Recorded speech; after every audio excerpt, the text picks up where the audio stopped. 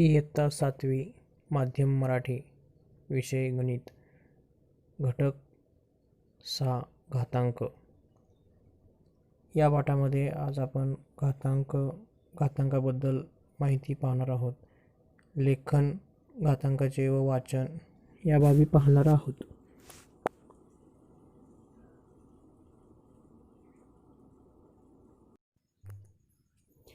पाया व घातांक. Base end index. पाया लेखन कसे असते, पाया कोणत्या संख्येला म्हटलं जातो व त्याचा घातांक कोणत्या संख्या असतात, त्यांचे लेखन कसे असते या संबंधीचा अभ्यास आपण या ठिकाणी आज करणार आहोत. घातांक या प्रकरणामध्ये यालाच बेस अँड इंडेक्स असं देखील इंग्रजीमध्ये आपण म्हणू शकतो. पाया व घातांक यामधील पुढची पायरी या ठिकाणी आपण पाहणार आहोत. आता या ठिकाणी आपण बघू शकता 2 या संख्येचा 8वा घात म्हणजेच 2चा 8वा घात. 2 हा पाया व 8 हा घातांक आहे. याचे लेखन कसे केलेले आहे बघा. 2चा 8वा घात अशा पद्धतीने आपण लिहू शकतो व त्याचे वाचनसुद्धा 2चा 8वा घात. 2 हा पाया व 8 हा घातांक या ठिकाणी आपल्याला छायाचित्रामध्ये दिसू शकते. पुढील माहिती पाहूया. वाचन पहा. 2चा घन. 2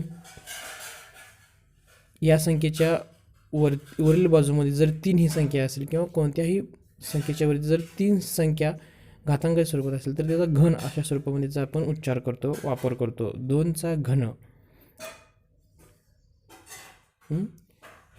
आपल्या लक्षात आलंच असेल. पुढील चार्ट पाहूया. ठीक आहे. कोणत्याही संख्येचा पहिला घात म्हणजे ती संख्येत असते. 5 या संख्येचा पहिला घात म्हणजेच 5 म्हणजे ज्या संख्येचा पहिला घात असेल तर ती संख्या. वर्ग व घन. कोणत्याही संख्येचा दुसरा घात म्हणजे त्या संख्येचा वर्ग होय. कोणतीही संख्या असेल व त्या संख्येत जर समजा दुसरा घात जर दिला असेल तर ती संख्या ही 2 वेळा लेखन केली जाते किंवा त्या संख्येचा 2 वेळा गुणाकार म्हणजे त्या संख्येचा वर्ग असे म्हटले जाते. हे झाले वर्गाच्या बाबतीत. या पुढील चार्टमध्ये आपण त्याचे लेखन पाहणार आहोत व त्याचा गुणाकार संख्या कशा पद्धतीने केले जातात किंवा त्याचे उत्तर कसे काढले जाते याचा अभ्यास आपण याच्यामध्ये करणार आहोत. पुन्हा बघा. कोणत्याही संख्येचा दुसरा घात म्हणजे त्या संख्येचा वर्ग होय. ठीक आहे.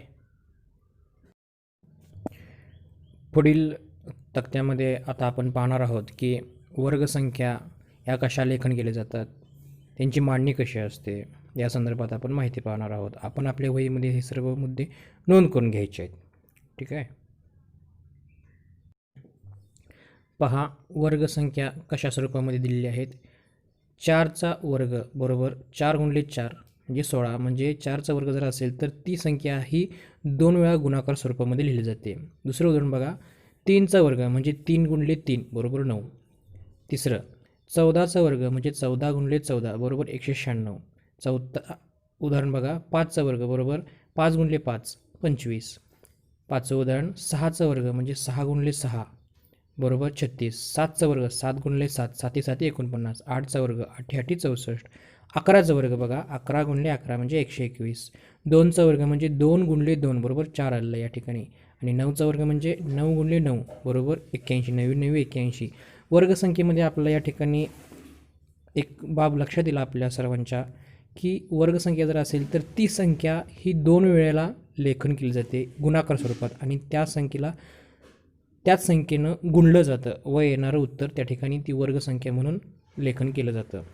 आपण आपल्यासोबत जर वही असेल तर ह्या सर्व वर्गसंख्या आपण आपल्या वहीमध्ये नोट डाऊन करून घ्यायच्या आहेत.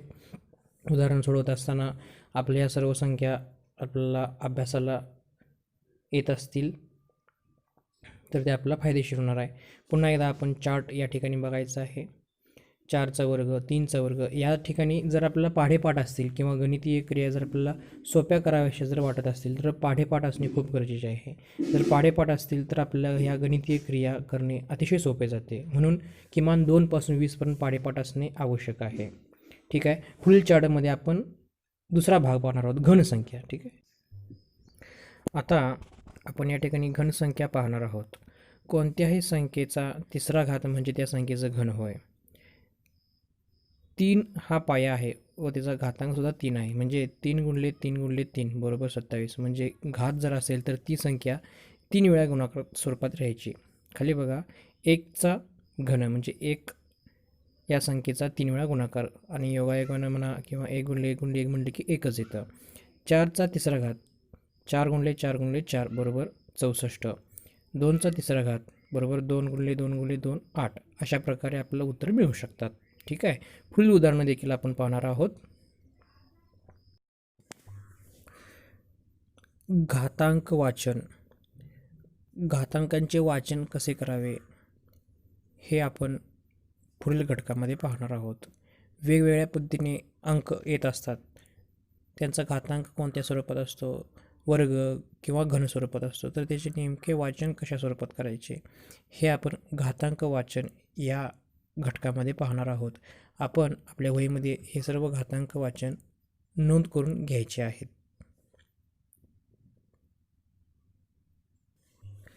आता आपण घातांकांचे वाचन हे पाहणार आहोत. 5चा वर्ग, 5 ही संख्या आणि त्याचा घातांक 2 हा दिला आहे. तर 5चा वर्ग किंवा 5चा दुसरा घात असे वाचन आपण करू शकतो. 10चा वर्ग, 10चा वर्ग किंवा 10चा दुसरा घात. तिसरं उदाहरण बघा, 11चा वर्ग.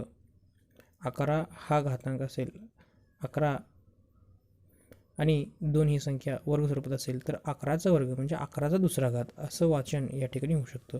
9चा वर्ग किंवा 9चा दुसरा घात. 13चा वर्ग, 13चा दुसरा घात. 25चा वर्ग जर घातांक स्वरूपामध्ये जर 2 हा अंक असेल तर वर्ग असे वाचन करण्यास आपल्याला काही हरकत नाही आहे आणि अशा स्वरूपातच वाचन आपल्याला करायचे आहे. पाया खाल्या बाजूला अंक असतो व वर्ग ही संख्या त्या संख्येच्या वरील बाजूला असतो, हे आपल्याला या ठिकाणी दिसून येते. 30चा वर्ग, 30 हा पाया व 2 हा वर्ग आहे म्हणजे 30चा वर्ग, 30चा दुसरा घात असे वाचन होते. 14 हा पाया, 2 हा वर्ग, 14चा वर्ग, 14चा दुसरा घात अशा स्वरूपामध्ये घातांकांचे वाचन केले जाते. आपण आपल्या वहीमध्ये हे सर्व अंक लिहून घ्यायचे आहेत. त्यांचे 2 प्रकारे आपण वाचन कशा पद्धतीने करतो हे देखील आपण लिहून घ्यायचे आहे. पुन्हा एकदा आपण बघूया. 5चा वर्ग, 10चा वर्ग किंवा 10चा दुसरा घात, 11चा वर्ग किंवा 11चा दुसरा घात अशा पद्धतीने आपण वाचन ह्या सर्व अंकांचे घातांकाचे करू शकतो. लिहून घ्यायचं आहे. पुढील मुद्दा आपण पाहणार आहोत. घातांकित संख्या गुणाकार स्वरूप लेखन. घातांकित संख्या जर असेल तर त्याचं गुणाकार रूपामध्ये लेखन कसे करायचे हे आपण या ठिकाणी पाहणार आहोत. आपण वही व पेन सोबत ठेवायचं आहे. काही उदाहरणं आपण पाहणार आहोत व गुणाकार स्वरूपामध्ये घातांकित संख्या कशा लिहायच्या हे आपण या ठिकाणी आता पाहणार आहोत. घातांकित संख्या गुणाकार स्वरूप लेखन. 5चा वर्ग म्हणजेच 5 गुणिले 5 जेवढा घात असेल तेवढ्या स्वरूपामध्ये त्या संख्येचा गुणाकार होतो. 4चा घन, 4 गुणिले 4 गुणिले 4. 10चा चौथा घात म्हणजे 10 ही संख्या 4 वेळा गुणाकार स्वरूपामध्ये लेखन केलेली आहे. चौथं उदाहरण बघा, 12चा पाचवा घात म्हणजे 12 गुणिले 12 गुणिले 12 गुणिले 12 गुणिले 12. 12 ही संख्या 5 वेळा गुणाकार स्वरूपामध्ये लिहिली आहे. पाचवं बघा, 6चा सहावा घात म्हणजे 6 ही संख्या 6 वेळा गुणाकार स्वरूपामध्ये लिहिली आहे. 6वं बघा, 10चा तिसरा घात म्हणजे 10 ही संख्या 3 वेळा लिहिली आहे गुणाकार स्वरूपामध्ये. म्हणजे घात जेवढी संख्या असते तितक्या स्वरूपामध्ये ते पायाचा गुणाकार हा लेखन केला जातो. 7वं बघा, 15चा पाचवा घात म्हणजे 15 15 15 15 15 हे 5 वेळा गुणाकार स्वरूपामध्ये लिहिलं जातं. अशा प्रकारे काही उदाहरणं घातांकित स्वरूपामध्ये असणारे आपल्यासमोर आहेत व त्यांचं गुणाकार स्वरूप लेखन आपल्यासमोर केलेलं आहे. यामध्ये पाया कोणता व घातांक कोणता हे अचूक ओळखणे खूप गरजेचे व महत्त्वाचे आहे. पुढील बाबी बघूया आपण. वर्ग व घन यांचे लेखन कशा स्वरूपाचे असते हे आपण आता या चित्राद्वारे आपण बघणार आहोत. वर्ग व घन.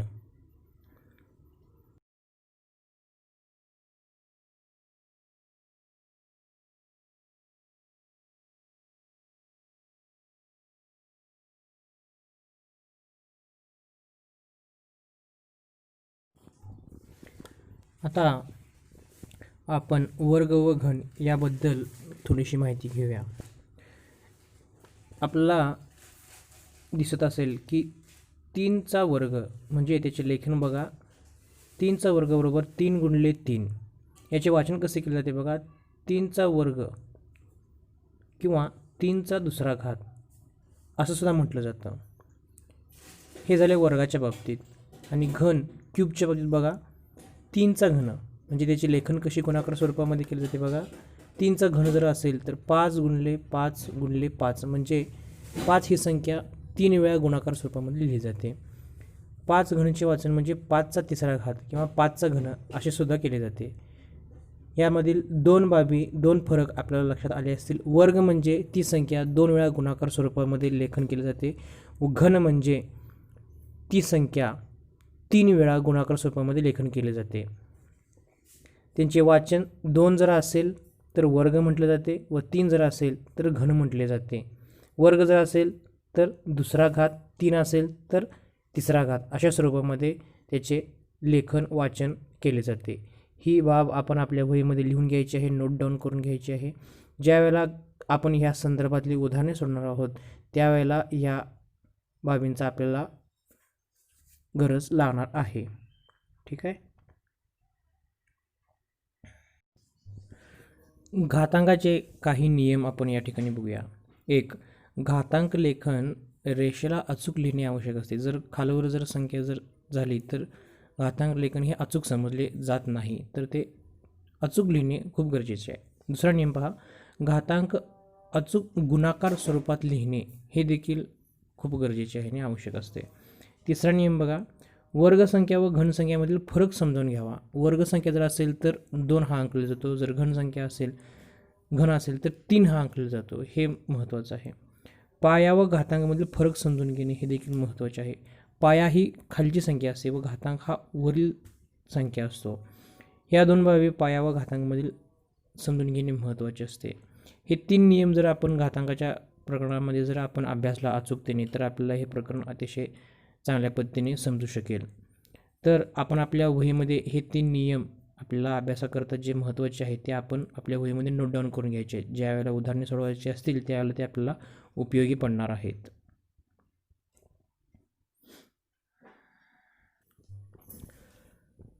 आता यापुढे तुम्हाला काही सरावासाठी प्रश्न दिले जाणार आहेत. ते तुम्ही तुमच्या वहीमध्ये लिहून घ्यायचे आहेत. यामध्ये गुणाकार स्वरूप घातांकाचे कशा स्वरूपात लिहायचं हे तुम्ही लिहायचं आहे. त्यांचे वाचन कसे करायचे हे तुम्ही लिहायचं आहे. लेखन कसे करायचे हे तुम्ही लिहायचे आहे. प्रश्न हे वेगवेगळ्या स्वरूपामध्ये आम्ही देणार आहोत. त्या वेगवेगळ्या स्वरूपात दिलेल्या सूचनेच्या आधारे तुम्ही प्रश्नांची उत्तरे तुम्ही तुमच्या वहीमध्ये लिहून घ्यायची आहेत. 3 प्रकार असणार आहेत. तिन्ही प्रकारामध्ये तुम्हाला प्रश्नोत्तर सांगितलेले आहेत व त्या प्रकारे त्या प्रश्नांची उत्तरे आपण आपल्या वहीमध्ये लिहायची आहेत. अचूकता यामध्ये खूप महत्त्वाची आहे घातांक या प्रकरणामध्ये. ठीक आहे.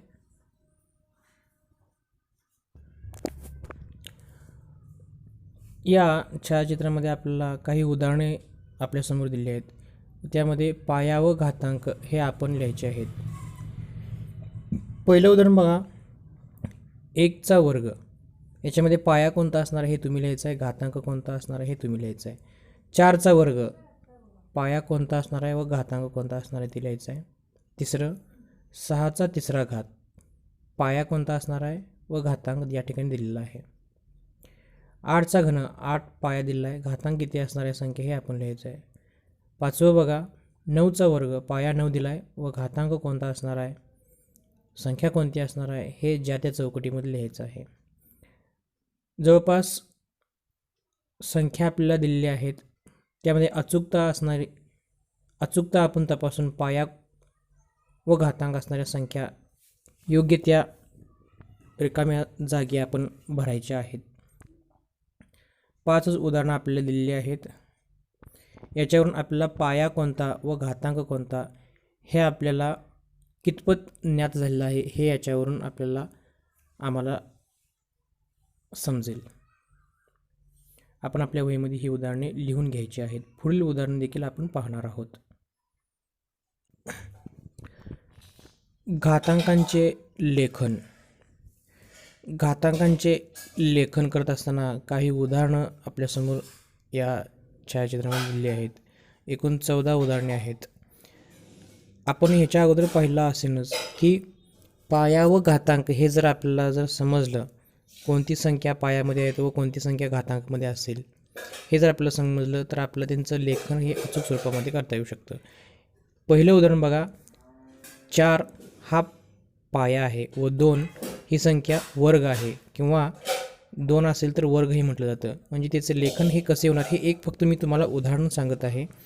4चा वर्ग याप्रमाणे पुढील उदाहरणे आपण आपल्या पद्धतीने सोडवायची आहेत. 4चा वर्ग याच्यामध्ये दुसरं उदाहरण बघा.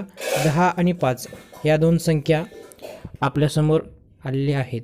याच्यामध्ये पाया कोणती संख्या असणार आहे व घातांकामध्ये कोणती संख्या असणार आहे हे आपण अचूक स्वरूपामध्ये ओळखायचं आहे. पुढील दुसऱ्या उदाहरणापासून 14व्या उदाहरणापर्यंत पायामध्ये असणारी संख्या व घातांकामध्ये असणारी संख्या हे अचूक स्वरूपामध्ये आपण ओळखायचे आहे व त्याचे लेखन आपण करायचे आहे. पूर्ण ह्या सर्व संख्या आपण आपल्या वहीमध्ये लिहून घ्यायच्या आहेत प्रथम आणि त्यानंतर त्यांचे लेखन करायचे आहे. लेखन करत असताना पाया व घातांक यांचं जंबलिंग करू नये. अचूक ज्या त्या ठिकाणीच लेखन करणे आवश्यक आहे.